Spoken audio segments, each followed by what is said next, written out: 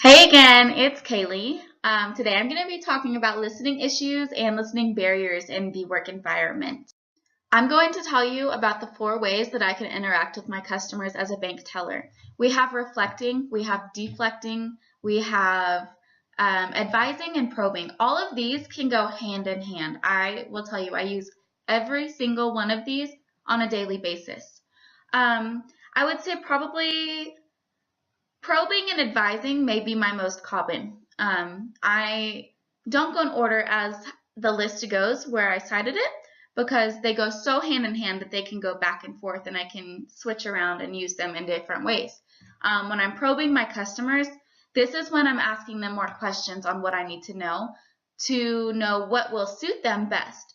So for say they're saying, oh man, I keep spending way too much money and I'm going with a negative balance and I don't know why I keep getting that negative balance fee. I just can't control my money. And I'm going to go ahead and ask them and I'm going to say, have you heard of a savings account? How much would you want to be saving? What do you want to have in your account as a balance or any type of those questions? And if they're giving me the right answers and I can influence them into the right way, I'm going to get them to open a savings account. So this is advising them. You can save your money and you cannot have a negative balance fee and you're going to have the best of both worlds. There's also deflecting. This is to reduce tension. Again, I can use that with probing and advising because the tension may be coming from that I'm having to put a negative balance fee on their account because they can't control their money. If they can understand where I'm coming from and saying, if you can put that money aside, I'm not going to have to charge you again next time. And that just deflects it. It reflects them in the same way as I can have them understand and know that I'm listening and I know they don't want that negative balance. Also, reflecting is also another thing I do on a daily basis because, of course, they want to know I'm listening to them. They want to know when they say, I want this much withdrawal out of my account, I'm going to count back to them and say, here's your $100. And I'm going to either give them a $100 bill, or if they say they want it broken up in a certain way, I'm going to count it back to them no matter what. I'm listening, and I'm going to give them what they want.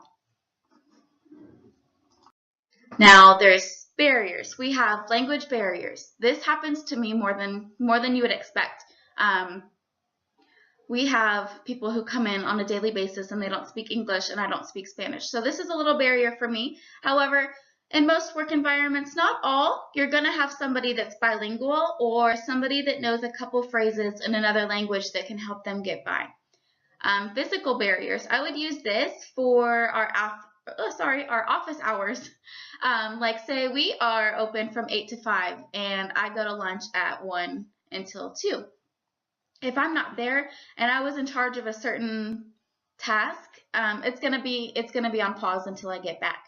Also, our doors close at 3 and they're going to have to come back the next day if they have time or whenever they do have time because we stop cashing checks after that time. After the doors close, you can't come inside and cash a check over a certain amount of money.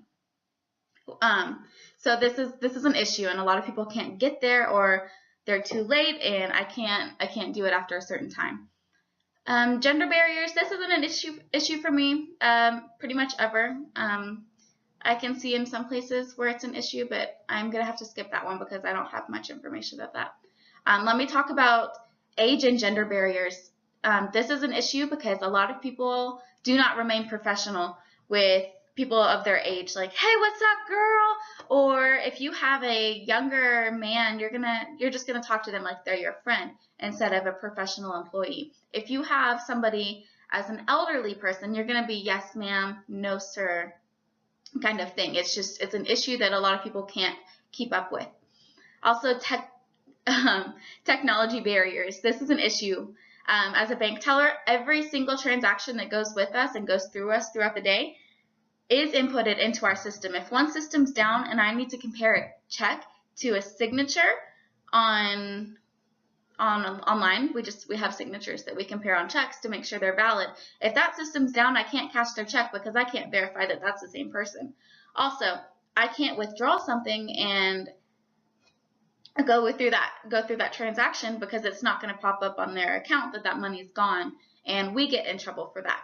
So technology barriers, this is a big deal. And how can we improve? What I would say is always be on top of your game. Make sure you know your customers. Make sure you're checking for their ages, or if you know that customer well enough, like, hey, how much do they want out of their account this week? Because I personally have a customer, she wants $30 withdrawn out of her account. She wants a $20 bill and then 2 5s. Okay, I know that about my customer. Improve your speaking skills. You have to speak up with elderlies, or brush up on your annual trainings. Like, you need to know what you're doing, and you need to do it in a timely manner. This is just very important for everybody to know. Thank you for watching.